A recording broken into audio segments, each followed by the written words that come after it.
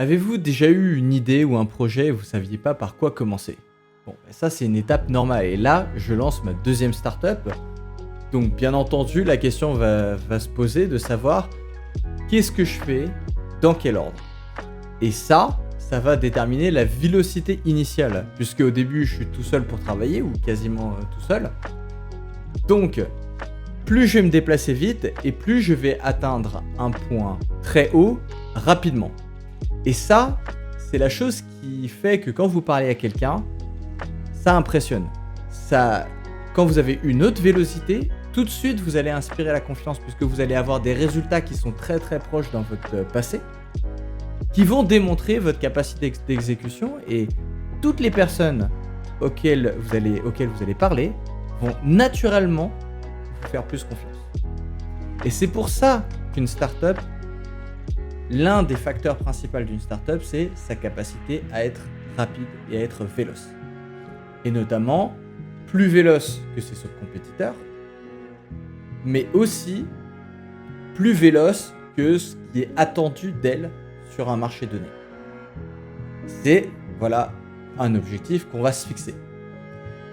Donc pour ça, il faut avoir un plan qui vous permet d'atteindre cette vélocité. C'est-à-dire si vous faites plein de tâches qui sont inutiles et qui vont vous faire perdre du temps, qui potentiellement sont sympas, mais pas prioritaires pour augmenter votre vélocité, en fait, vous allez vous sentir lent, ça va vous fatiguer rapidement, et in fine, vous allez avoir beaucoup plus de mal pour convaincre les personnes que vous avez besoin de convaincre. Donc aujourd'hui, je vais vous détailler tout le plan de ma startup qui va permettre d'atteindre cette vélocité. Et bien entendu, quand on parle de vélocité, donc on parle de vitesse, mais il faut bien une direction. Et donc la première chose que je vais faire durant cette vidéo, c'est vous parler c'est quoi mon objectif ultime. Et pas à quelques mois, et pas à quelques semaines, à 5 ans. Donc moi, je fixe l'objectif pour cette startup à 5 ans, et je regarde c'est quoi potentiellement les étapes. Bien entendu, le plan va changer, mais c'est quoi les étapes et la trajectoire qui me permettrait, qui va maximiser mes chances d'atteindre ce plan à 5 ans. Et donc la question qui se pose, c'est comment on augmente cette vélocité, mais ça, on va le voir tout à l'heure. Commençons tout de suite par le plan à 5 ans. Alors, petite roadmap des familles en mode Notion qui est dégueulasse. Alors ici, vous ne verrez pas de PowerPoint, etc. Ce sera des bullet points. Donc si vous cherchez des trucs jolis, des images, des animations, bon switchez allez dans une autre chaîne parce que ici c'est vraiment du contenu, on va dire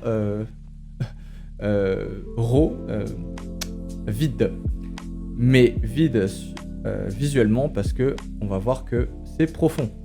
Alors, comment je la place à 5 ans ma roadmap? Allez, allons directement, boum, dans 5 ans.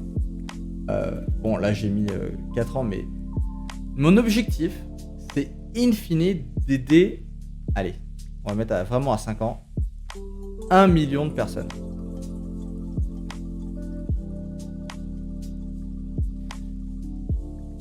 Alors, avec des maladies chroniques.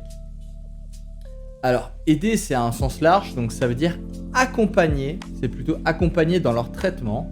Rappelons le problème que j'ai déjà mentionné dans les autres vidéos, mais c'est une petite piqûre de rappel. Le problème principal, c'est que les gens ont du mal à trouver des docteurs compétents pour les aider à gérer leur maladie chronique. Une maladie chronique, c'est quelque chose qu'on ne va pas soigner, qu'on va certainement vivre avec laquelle on va vivre pendant plusieurs années, voire tout le reste de sa vie. La majorité des maladies chroniques ne sont pas du tout létales. Donc en fait, il y a un manque d'accompagnement parce que tout ce qui n'est pas vraiment de la maladie dangereuse n'est pas vraiment pris en compte de manière sérieuse par le corps médical pour de bonnes raisons puisqu'il est optimisé pour soigner des maladies qui sont soignables. Donc si c'est pas soignable, démerdez-vous. Aujourd'hui, les personnes, pour chacune des maladies chroniques, vont voir des docteurs, mais les docteurs restent souvent sans solution. Ils se replient vers du corps paramédical. Souvent, ils sont un petit peu dégoûtés parce que le corps paramédical ne connaît pas les particularités de leur maladie chronique. Ce n'est pas des spécialistes de cette maladie chronique. Et donc, ils sont encore plus dégoûtés. Et c'est là où le drame commence, c'est qu'on va commencer à aller voir, par exemple, des imposteurs, des maladies qui potentiellement pourraient empirer à cause de traitements qu'on a essayés, mais qui n'étaient pas vraiment compatibles.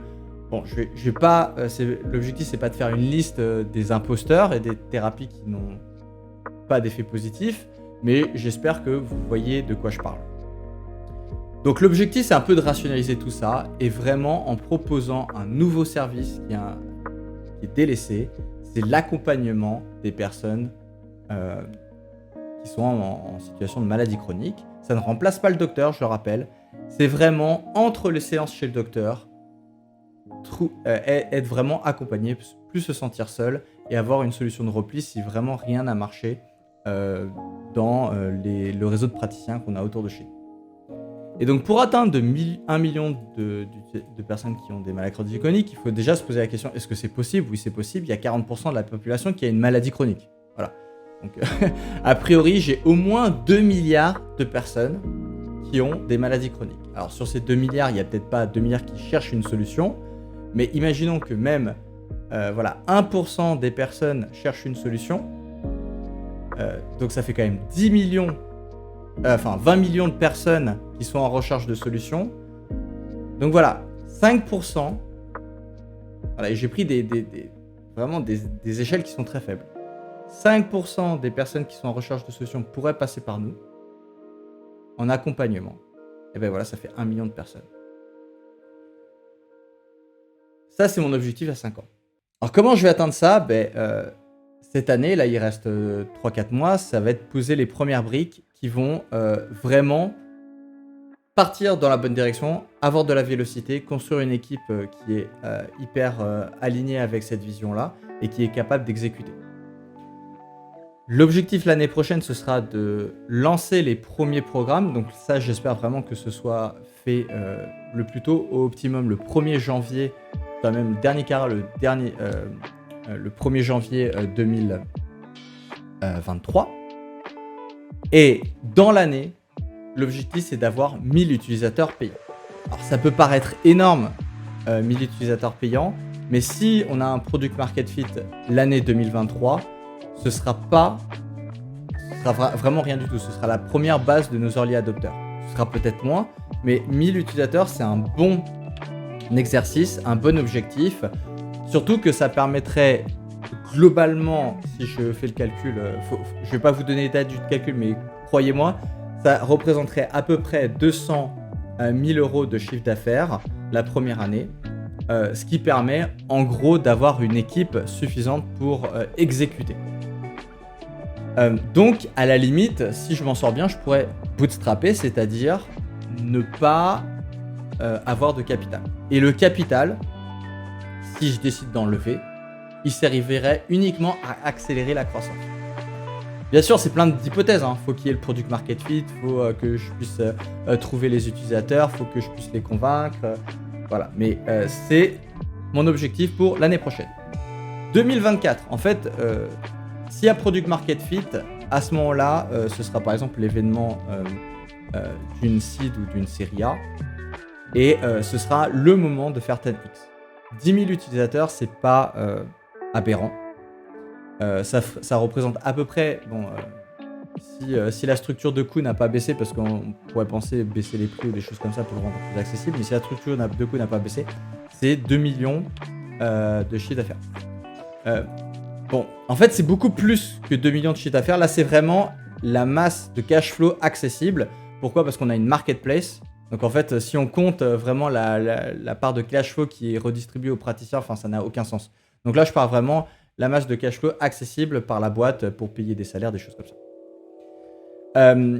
Et dans 2 ans, moi, j'aimerais étendre et ouvrir vraiment plus à une marketplace. Alors, je disais que je voulais faire une marketplace pour aider les personnes qui sont en maladie chronique, et notamment, marketplace, il y aura des utilisateurs, des gens qui ont une maladie chronique, mais des praticiens.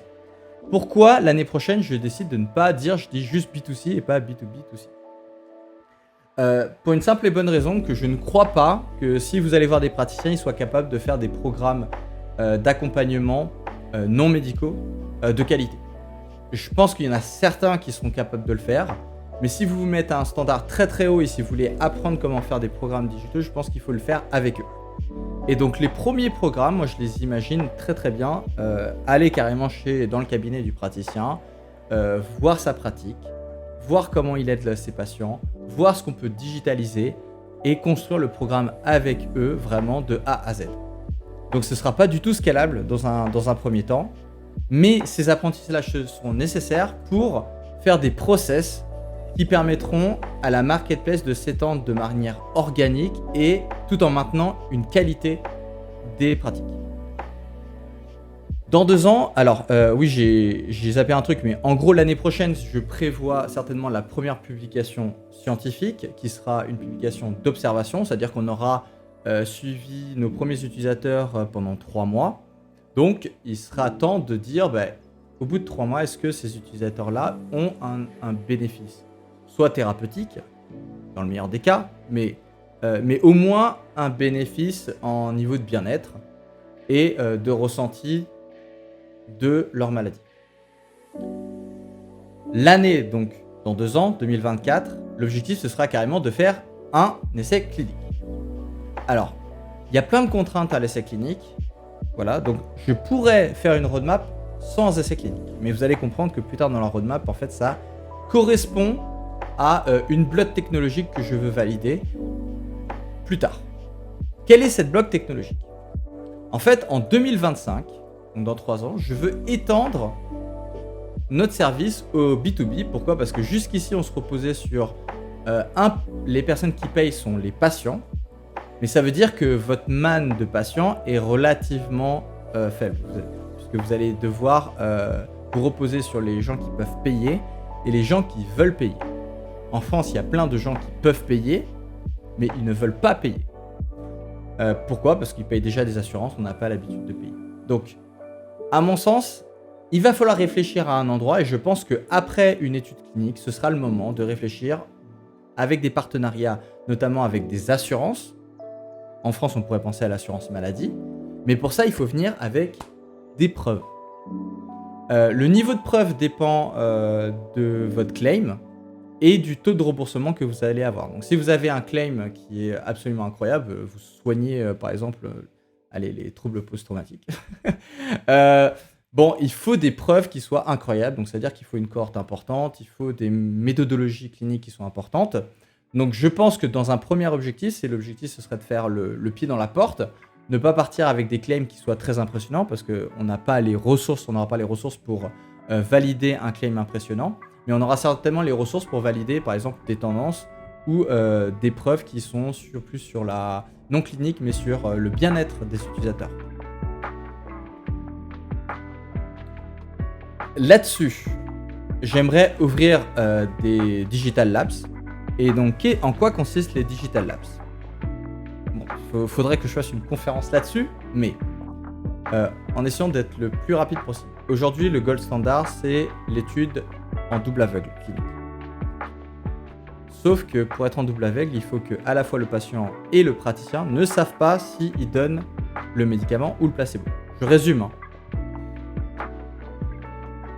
Pour les thérapies digitales, on peut faire des études en double aveugle qui ne sont pas possibles pour les thérapies qu'on fait en présentiel. Par exemple, si vous arrivez à faire un groupe, une thérapie basée sur la méditation. Okay, il y a des études cliniques qui montrent de manière en observationnelle, donc non double aveugle, qu'il y a des effets bénéfiques. Okay. Maintenant, vous digitalisez la thérapie, vous laissez à l'algorithme randomiser l'étude, donc l'approche méditationnelle, plus un placebo, et un placebo, vous allez le faire de telle manière à ce que le patient ne sait pas directement qu'il ne fait pas une étude clinique. Enfin, qu'il ne participe pas, au groupe d'effets. Ça permettrait de valider en double aveugle, par exemple, la méditation.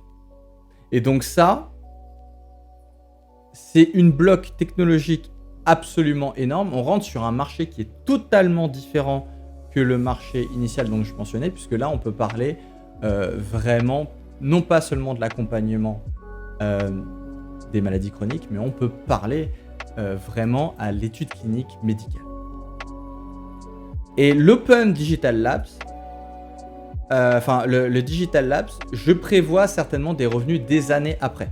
D'accord ? Donc, ce sera un side business qui correspond à une innovation interne, validation interne et continue, et appliquer ça sur toutes les thérapies qu'on a en interne. Donc voilà, je voulais pas trop m'étendre, mais j'ai déjà trop parlé. 2026, ce serait ouvrir les premiers partenariats avec les cliniques locales ou avec des équipes locales pluridisciplinaires qui se sont déjà organisées. Pour moi, ça c'est un point important, c'est qu'à l'heure d'aujourd'hui, les équipes, par exemple dans le milieu libéral, surtout dans le milieu paramédical ou même médical, ont une communication qui est, pour dire les choses gentiment, faible. C'est-à-dire que vous faites des examens, le médecin la personne qui a fait les examens va prendre quelques notes et il va l'envoyer à son collègue. D'accord ? Mais au final, ni l'un ni l'autre ne sont pas forcément conscients de votre parcours entier médical. Et je comprends parce que ça nécessiterait d'avoir beaucoup de données. Donc, ils vous posent des questions, mais dans une séance de 45 minutes, vous, en tant que patient, vous avez rarement le temps de formuler de manière correcte et efficace votre parcours de soins. D'ailleurs, ce n'est pas votre travail. Donc, c'est bien notre programme digital d'accompagnement qu'on va construire avant sera la première étape qui permettra au local d'être accompagné par des vrais praticiens. Donc, par exemple, vous pourrez aller dans une clinique locale, rencontrer des praticiens qui sont partenaires, entre les séances, utiliser l'application pour essayer d'autres thérapies ou continuer la thérapie qu'on est en train de faire avec le praticien en physique. Et tout cela grâce au Digital Labs en validant l'effet clinique de manière statistique. Mieux encore, un utilisateur qui est perdu dans son parcours de soins, il pourrait rentrer dans notre app, commencer dans notre app, faire un programme de 1, 2, 3 mois, être content par exemple d'une autre thérapie ou ne pas être content d'aucune des thérapies et se dire non mais là j'ai besoin de plus, j'ai besoin de voir un praticien, j'ai besoin de faire des examens. Et à ce moment-là, on aura des cliniques locales qui pourront vous aider à faire ces accompagnements. Voilà. Et c'est comme ça que je planifie d'aider 1 million de personnes. J'espère que c'était convaincant et excitant pour vous, aussi excitant que moi. 18 minutes pour présenter ma roadmap. Bon, c'est bien entendu trop long, j'aurais pu le faire plus court. Mais si vous êtes là, c'est que vous aimez bien voir où est-ce que je vais.